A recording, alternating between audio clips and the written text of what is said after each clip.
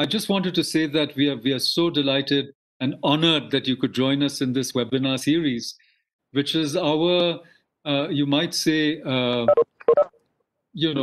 battle against the pandemic when we cannot have live events at Shimla in this very important venue, which I'm going to talk about in a moment.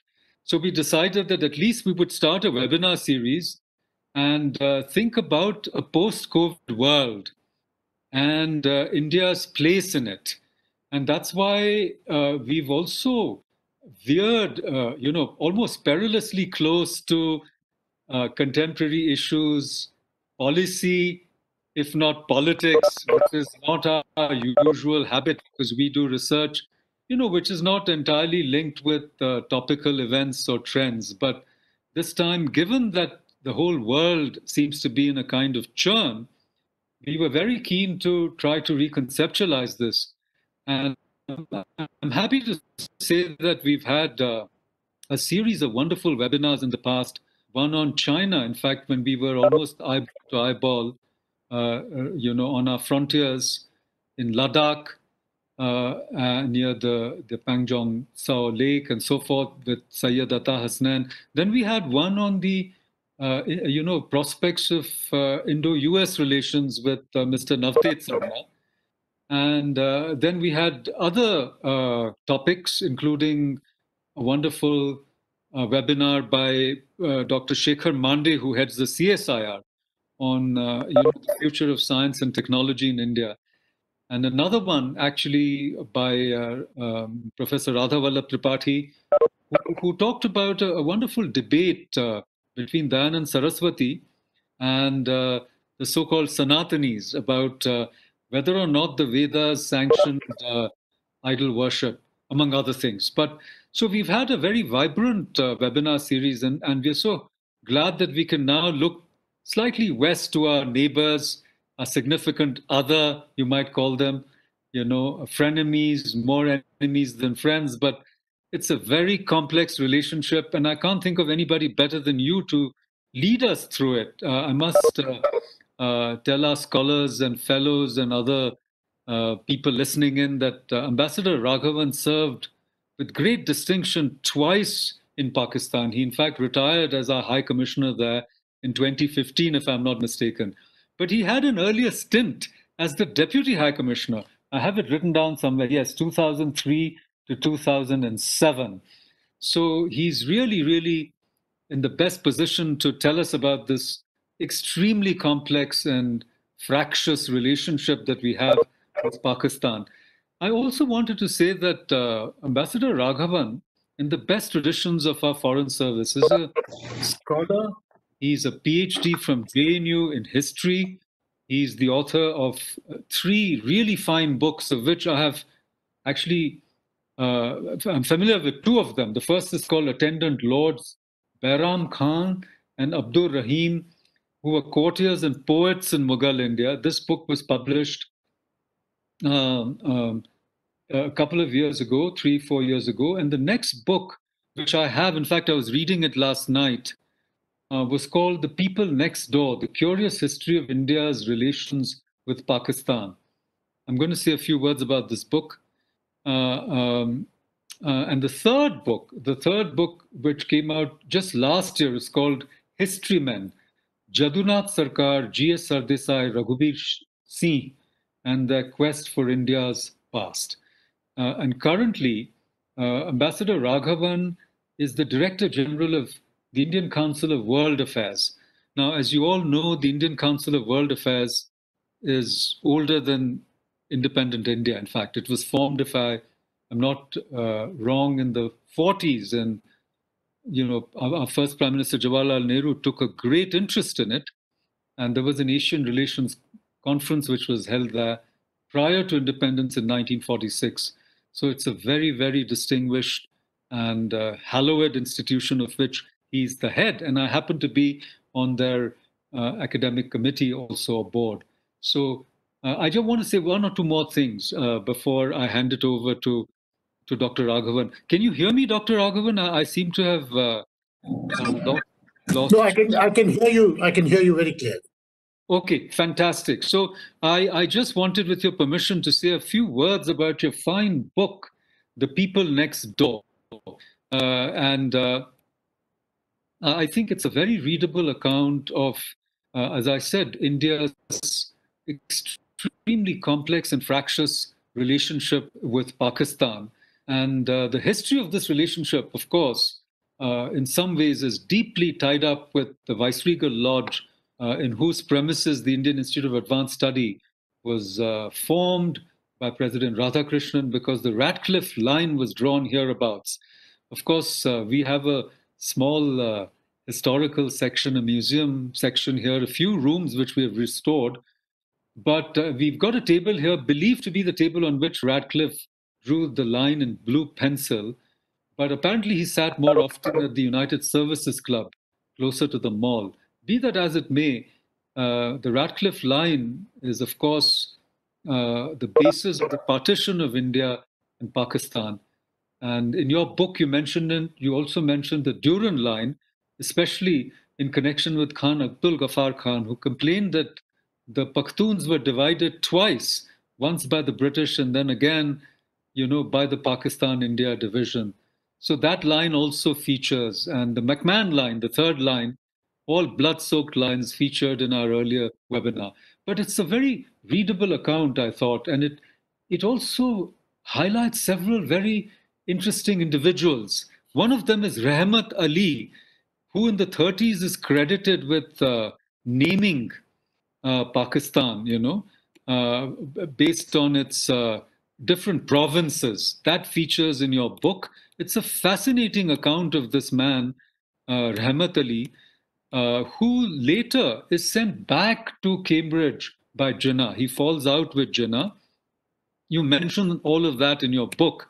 And of course, Rahmat Ali had other plans for a further Balkanization of India, so that all the Muslim, communities within, the divided India, or in those days, of course, it was undivided, would also have their sovereignty. So you mention, I'll quote from your book, the sovereignization of Muslims of India in national states. And of course, Punjab, Afghanistan, Kashmir, Sindh, and Baluchistan, PAKS, and Stan, of course, make up Pakistan. And of course, Rahmat Ali had this proposal of the continent of Dinya. The Bay of Bengal states would be called Bange Islam. Then South, he had another state, if I remember right, you're mentioning in your book, Osmanistan, I think, comprising of Hyderabad and the Deccan, Hyderistan, Uttar Pradesh, Siddiqistan, central provinces, Farrukhistan, Bahar and Orissa, and Muinistan of Rajasthan, Maplistan in the Mopla areas of Kerala and so forth. Now, why I mention this is that you say in your book that the history of Indo-Pak relations is characterized, by a tension between doves and hawks on both sides. So Rahmat Ali was a hawk on their side of the story, though, instead of Qaeda-Islam, I think you mentioned how he was called Quisling-e-Islam. He called, you know, he Azam, sorry, not Islam, Quisling-e-Azam instead of Qaed-e-Azam. He called Jinnah that for betraying the interests of Indian Muslims. So you have an interesting character like Rahmat Ali on that side, and on our side we have, several hawks who want Akhand Bharat, obviously, and in between, there are so many other types of fascinating characters which feature in your books. These include Muhammad Yunus, a man called Goba, who wrote these sensational books, and other fascinating characters. You weave their story in and out of this fine book that you've written. So I would recommend this book. I have an e-copy. I have a Kindle copy, so I can't show it. I mean, you mentioned Mangat Rai, who married, I think, Nayantara Sehgal, Azim Hussain, who joined the Punjab cadre. In fact, General Atta Hasnain, who came here, was also narrating to us how his cousin was a general on the other side, and they were fighting during Kargil. And he didn't. He was telling me these anecdotes, on both sides of the border. So your book is a very rich history of the people involved, including wonderful people who served as high commissioners. Rajeshwar Dayal went on to become foreign secretaries. So all these people are characters in your book. So I really recommend it to our fellows. And as a last point, I must say that to all our fellows here that when I served as the inaugural chair in South Asian Studies at the National University of Singapore, Ambassador Raghavan was my boss. Because my salary came from the government of India through ICCR, though of course I was teaching at NUS, so I had an official passport. So after I joined, I went to the High Commission. India's High Commission is on Grange Road, just off Orchard Road, between Orchard and Somerset, if you know your Singapore. And it's a wonderful place. And, so I got invited to all the functions there. And the Independence Day celebrations in Singapore is an eye opener. Thousands of people come there. And if you want to understand the idea of India being more powerful, possibly, than just the state of India, you have to go there on Independence Day and see the energy of the people in their belief all over that region for what India stands for. And Ambassador Raghavan had such a distinguished tenure there. So anyhow, I went there in the first week. I went and reported to him, and I said, "Sir, do you have any instructions for me?" So he said, "Are you kidding? I mean, you're free. I mean, you teach whatever you like." And then he paused for a moment and he said, "But don't say anything that will embarrass your country or you." And then he smiled and he said, "You know what? If you have an occasional parking ticket or something, just let us know. We'll take care of it." Because, we had some sort of diplomatic immunity. So those were wonderful days of, our ambassador there, a scholar and a great diplomat. So with these words, I welcome you, sir. Thank you for joining us. It's all yours. I'm muting my mic. Thank you very much, Dr. Paranjpe, for having invited me. I know about the Indian Institute of Advanced Study for many years, have visited its absolutely magnificent premises. And I'm very grateful that I can join you, even if it is virtually, but I will take you up on that invitation for visiting at some stage. And thank you also for that very generous introduction. I also recall our days in Singapore. Thank you for referring to all my books, and I really look forward to this interaction with your very distinguished colleagues on a subject which is obviously of great interest and about which there is a great deal of knowledge in India. So I don't have to go into too much detail. I really look upon this as an opportunity for sharing some thoughts. And when one is with such a distinguished academic community, it is also good to stretch one's thoughts in whichever direction they lead to. So I address these remarks in that spirit. As you mentioned, India and Pakistan's relations have always been fractious. In a year and a half or 2 years, we will shortly be approaching 75 years of both our independent nationhoods. And while in these past 75 years, so much has changed in our region and in the world around us, but it would be true to say that India-Pakistan relations, despite brief periods of optimism, very brief periods of optimism, on the whole, have been in a state which is extremely tense, extremely fractious, and on the whole, most unsatisfactory from the sense of that neighbors should have reasonably stable relations. Now, this long stretch of bad relations with an immediate neighbor places an enormous burden on diplomacy.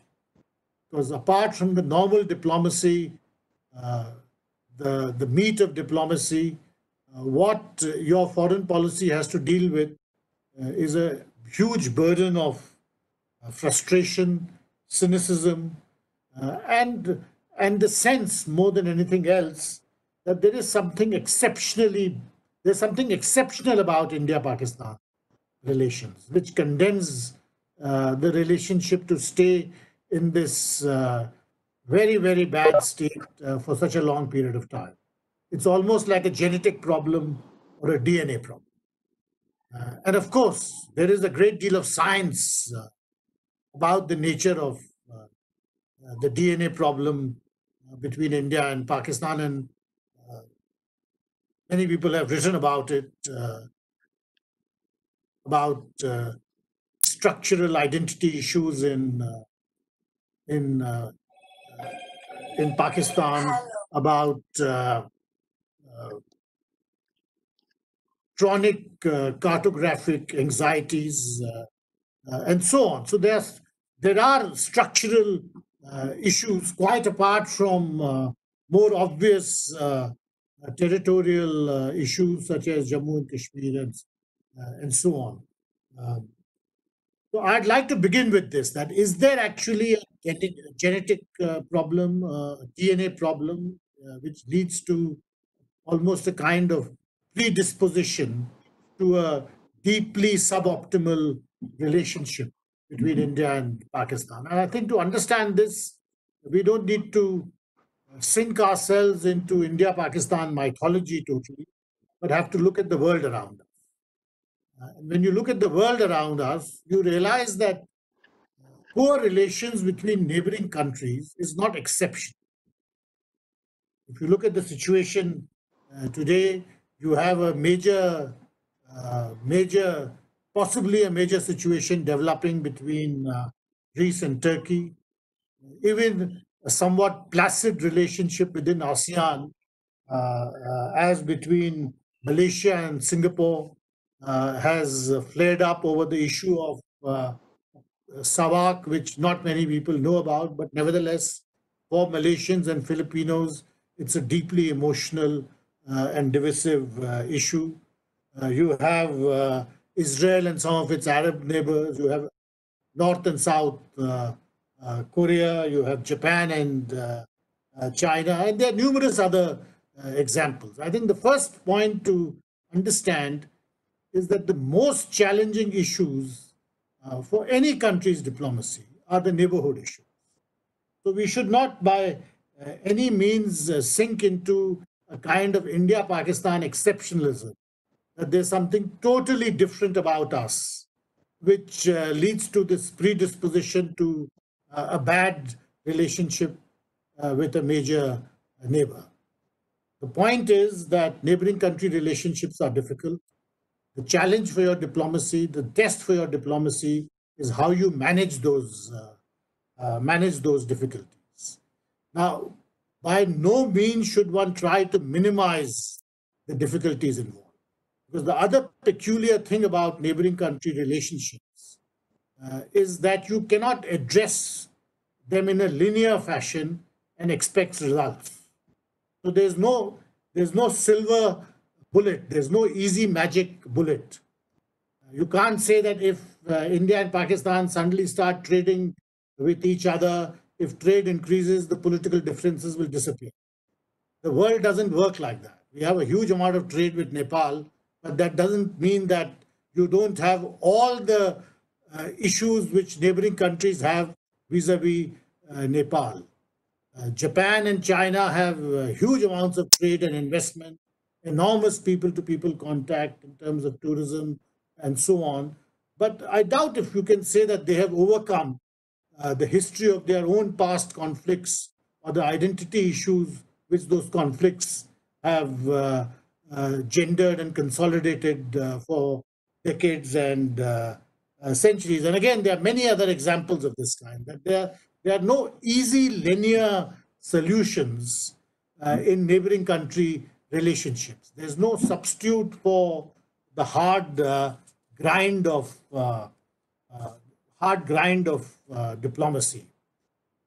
I'd like to make a third preliminary observation before coming to some of the meatier issues of India-Pakistan relations. And this is about what I referred to earlier, is the burden of cynicism, frustration, impatience. Uh, all of this has led to a sense, and this is a sense not just in India, but equally in Pakistan, that in some ways the problems of the present are a visitation of the past. That in the past, errors were made, opportunities were missed, because of which we are saddled with a particular set of issues. And there are many examples of this. And we can discuss it, but the examples go back to 1947, 1948 itself, to the first war over Kashmir, to the Indus Waters Treaty, to the Simla Agreement signed, I think, in your Viceregal Lodge, or maybe in the Governor's House, but signed in Simla, nevertheless. I think, and there are other examples also about 1965, about certain events in the 1980s, in the 1990s. There's this sense that, there was an error of judgment, an opportunity was missed. Otherwise, these problems could have been sorted out once and for all, and we wouldn't have had all these issues which we are currently having to immerse ourselves in. I think the lapse of time passed in Simla is going to be 50 years, because next year onwards, Bangladesh will be celebrating 50 years of its existence as an independent nation. The lapse of time also enables a certain oversimplification of issues and a stretching of facts.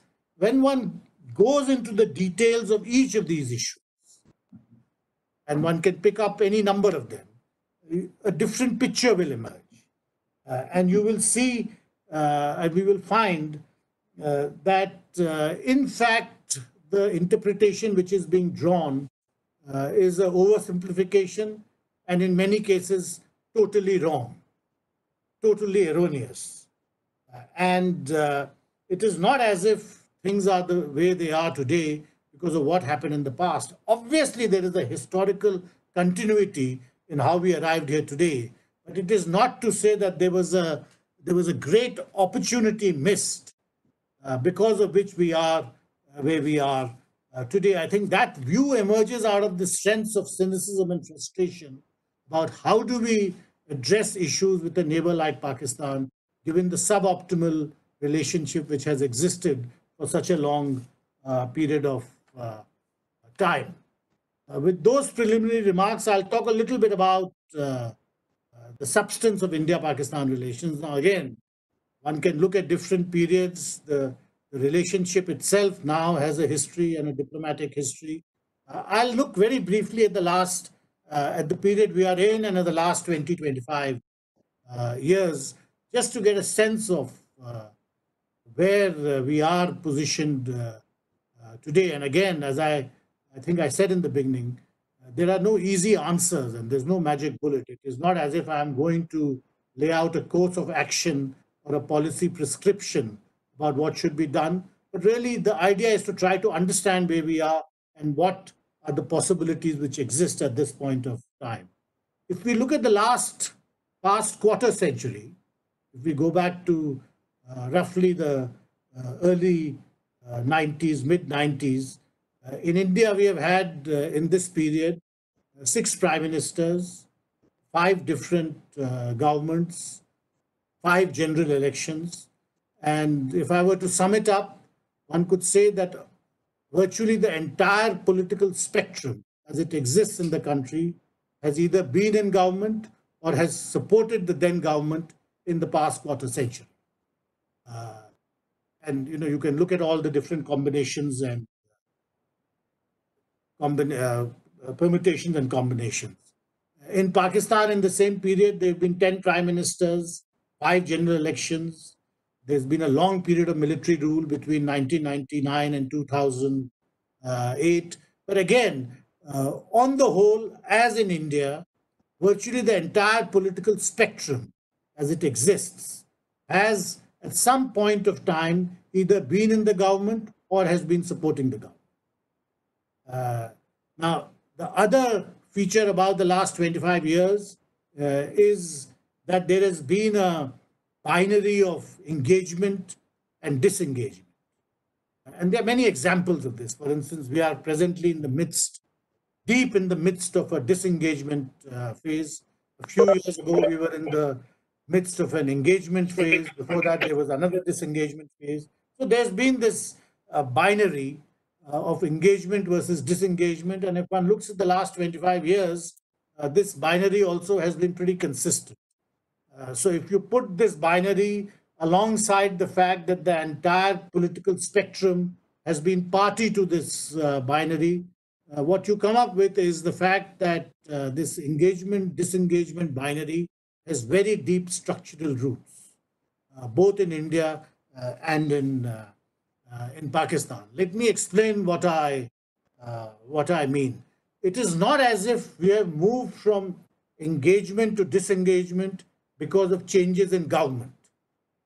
In the same government, you have seen engagement, disengagement, engagement, disengagement. If you see the first NDA government between 1998 and 2004, they began with engagement, went into disengagement, went into engagement again, went again into disengagement, and finally ended on a high note of engagement following Mr. Vajpayee's visit to Pakistan and Islamabad in 2004. Similarly, the UPA government began with disengagement. Then after the Mumbai suburban train terrorist attacks, there was a period of disengagement, then engagement again.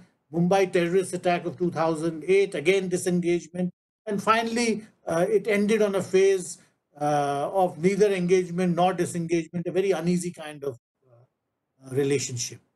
The current government in its first term began on the note of very high engagement. I think people tend to forget, or we tend to overlook, because of the poor state of relations just now, as to how high a note of engagement the current government began when the Pakistan Prime Minister was invited to the swearing in of the new government. It was optically possibly one of the most powerful gestures you have seen in India-Pakistan history since 1947, because both prime ministers were very consciously jumping across multiple barriers. In the invitation being extended, in the invitation being accepted, and finally in the presence of the Pakistan Prime Minister during the swearing-in ceremony of the Indian Prime Minister. There are all kinds of issues which were being surmounted by the fact of this simple visit. So my point is that your entire political spectrum has participated in the process of dealing with Pakistan in much the same way in the last 25 years.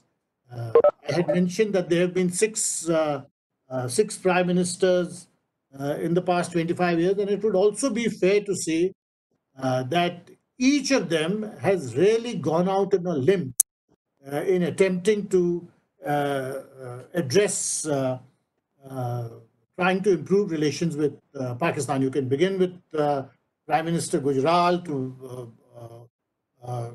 Mr. Vajpayee, to Dr. Manmohan Singh, to Mr. Narendra Modi. In fact, in many ways, Prime Minister Modi has probably tried harder than any of his predecessors, because you saw in the first 2 years of his first government the kind of investment of personal political capital in improving